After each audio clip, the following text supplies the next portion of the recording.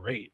I mean, yeah, utilizing byproduct of the timber industry and what that could be for local loggers and trucking companies, a fantastic opportunity perhaps.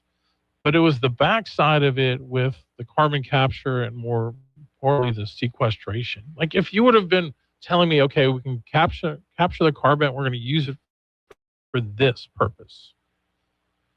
Like, okay, let me just take a wild example. Growing up in Milwaukee, the sewerage system up there, the city's sewage system, captures that sewage and they turn it into what they call Milorganite, which is fertilizer for your lawn. So that's what I'm saying. Like, if it could have been turned into something that would be useful, I would be like, okay, that's cool. I get it.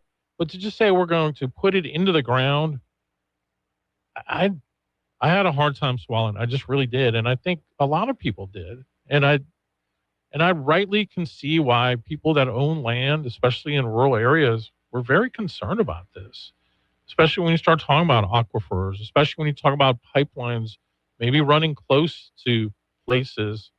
Um, so I get it. I get it. But ultimately, at the end of the day, like we said in the first hour, if you didn't catch it, is it's obvious that it just, for the company, ultimately did not make enough economic sense to do it.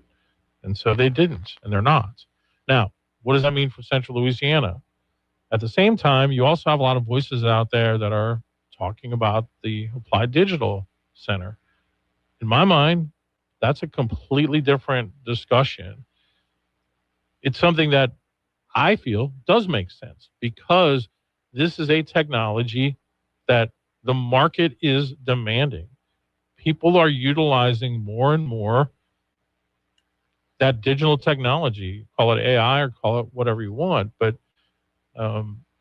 even looking at the two companies, when I looked at the parent company, SunGas, and went to their website, most of their projects are like in Europe and just, I don't know. Whereas you look at Applied Digital, and I'm looking at videos that they've posted of similar projects that they're doing around the country and how they've engaged the community and some of the impacts that they're making. To me, it feels much different. It just does. And I get concerns that people have about water usage, electricity, noise, but it does seem like a company like Applied is trying to really address a lot of that. Even as the technology keeps getting better and better. So anyway. No, I mean, I tried to find that post because I saw the bit that he did online. Mm-hmm. I can't find it. I'm not quite sure. About Daryl Basco's post? But Daryl is he's a nice guy, very stand-up guy. And, we'll have to look at,